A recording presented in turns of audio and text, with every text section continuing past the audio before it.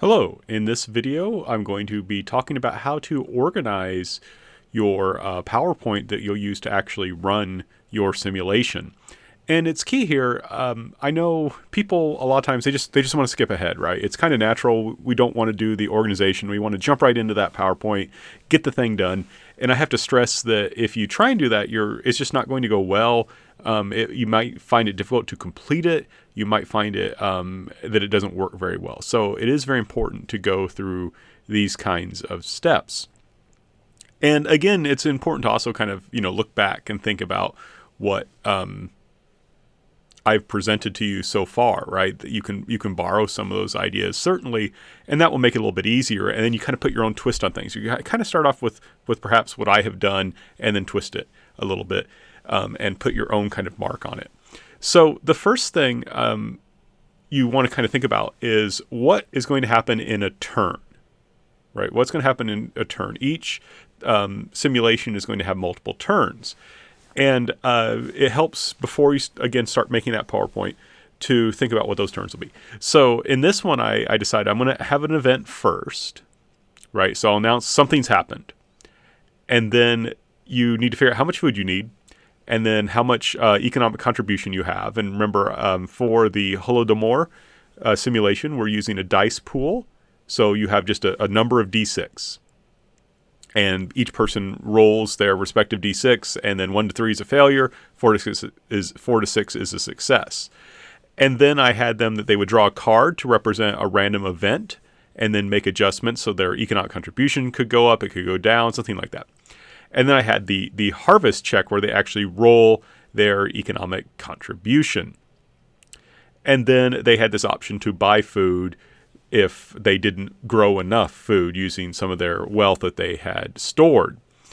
Now, you'll notice I also have there in parentheses, it says price increases. That's just to remind myself that over time, the price of food will go up. So at first, just to keep things simple, you can buy one food for one wealth, but later it'll be 2 wealth is needed to buy a food, and so on and so forth.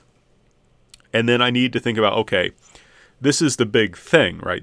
Remember, the objective of this simulation, you want your mechanics to match your objective, is to see if you can survive, see if you can endure this famine. And the idea is that the idea is eventually people will start running out of food. That's the major mechanic, and they'll start enduring health losses. So I had to think deeply about that. So basically, what I thought is that if you're out of wealth, you're out of food, your harvest is low, you start losing health. And again, we want to keep it simple. So you're missing one food, someone loses a health. And I said I'm going to create a random table to deduct 1 health from a person. And if that person then goes down to 0 health, then they die, right? And I decided also to add a mechanic, though, and you can see this in 7C. A player can choose to sacrifice themselves in order to continue. Basically, and by that I meant that that other person continue to live. So if one of your children is going to lose their last health, you can choose to lose a health instead. Basically, the idea is that you're giving them your share of food. You can make that sacrifice. Now, notice there it says a player. You can't take food from your children because they're not players. Only the players, only the actual. So you can't hoard other people's food.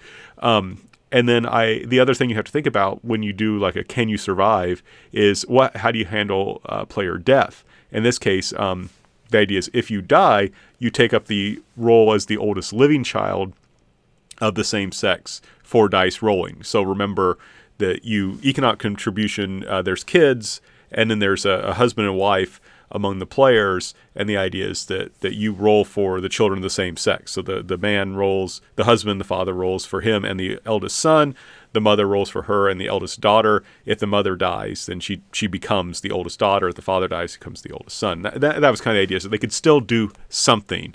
And then I just said I decide to add later on, well, I'll come back to that when we actually go to the simulation. But that was enough to get me started. That got me thinking about this is what's going to happen each turn. So let's now go in, because you also have to come up with events and as part of the assignment.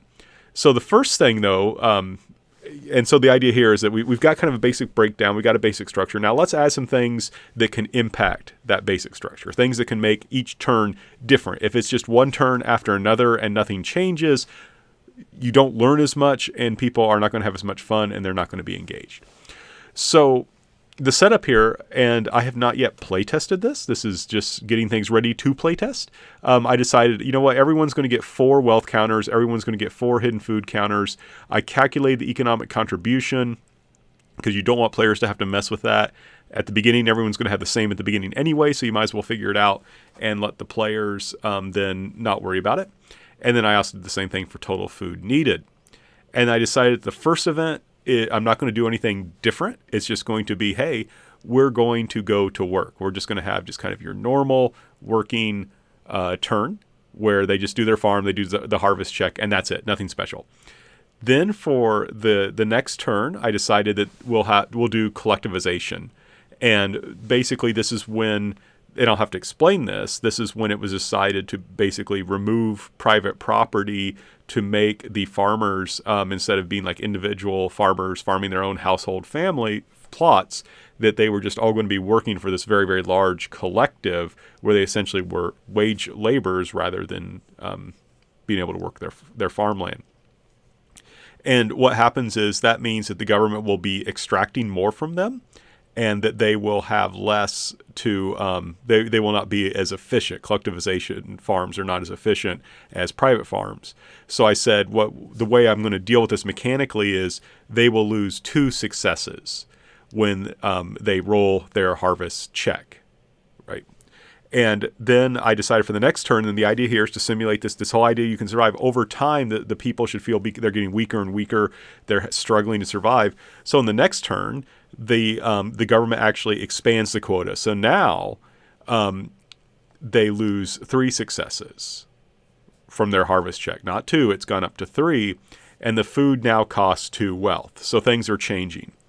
Then I decided that, and this mirrors the historical reality, now not only is the government looking for more wealth and more grain in the next turn, they're being stricter about it. So they're actually going to come looking, sending more and more officials down to look for grain. So this is where one of the mechanics I had, people had a cunning score, and that's basically your ability to trick people.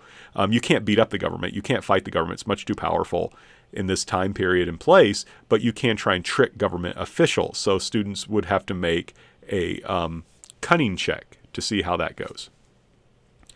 So far, there hasn't really been much in terms of choice. And I decided I wanted to add one, you need to have at least one point where people can make a choice that matters. And I basically have kind of 2 choices where this can happen. One is how and also from studying the history, one thing I learned was that a lot of people tried to escape the countryside to the cities, hoping that they could get aid there. And that's what makes this a political famine. It wasn't just bad weather. It was the fact that the government refused to supply famine-stricken areas with food and actually took the food that they had. So because of that, Ukrainians wanted to flee to areas where this was not going on. And so what I decided was that at this point, the eldest son is going to run away. He should still be alive. I'll have to play test and see if he is. But basically the idea is that he's going to run away. So you lose in order to find food. So you're going to lose his economic contribution. And then you have to decide whether or not to send an adult to go look for him.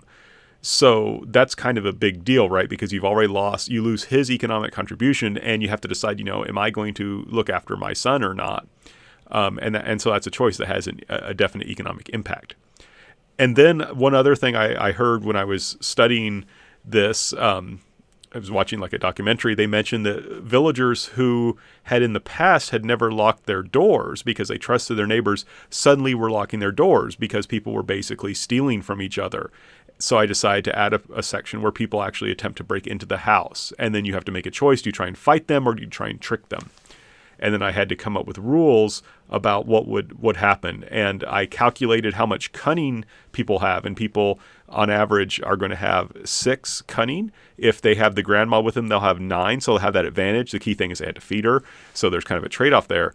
So you have to kind of decide, okay, if people are going to have 6 cunning, how much on average, typically, how strong do you want to make this? And I wanted to make this fairly difficult to succeed in. So you have to do better than 50% to actually have, or actually at 50%. So I decided to make it kind of even. Like I said, I had to play test it to see how that works. So that gave me, doing that organization there, they gave me a strong idea of what I wanted to do.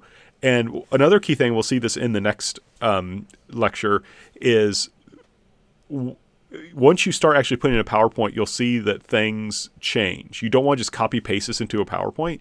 As you do it, you'll see, oh yeah, this isn't going to quite work, so I need to do it a little bit differently. And that's one thing that's valuable about doing this organization.